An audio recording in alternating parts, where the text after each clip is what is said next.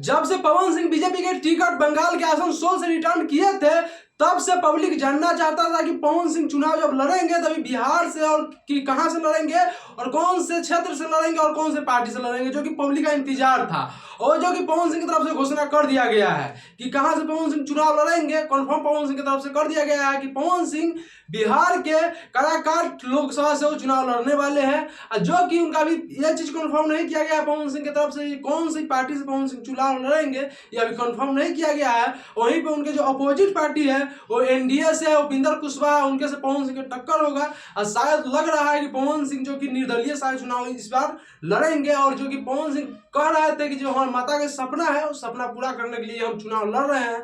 तो अब इसी के कारण वो कंफर्म किए हैं। अब कुछ दिन से पवन सिंह चुप थे तो पब्लिक को बहुत ज़्यादा जानना चाहता था कि जो पवन सिंह कहां से लड़ेंगे चुनाव, तो जो कि इंतजार पब्लिक खत्म हो गया। पवन सिंह कंफर्म कर दिए कि पवन सिंह चुनाव जो लड़ने वाले हैं बिहार के काराकाट लोकसभा से चुनाव लड़ने वाले हैं। बारे में यही जो जानकारी हमको पास आया वो चीज हम सोचा कि आप लोगों को बतला दे, और चलिए विशेष नहीं बोलेंगे। आप देख रहे थे समाज की आवाज और हम हैं आपका दोस्त विकास। चलिए इसी के साथ विदा लेंगे। जय हिंद, जय भारत।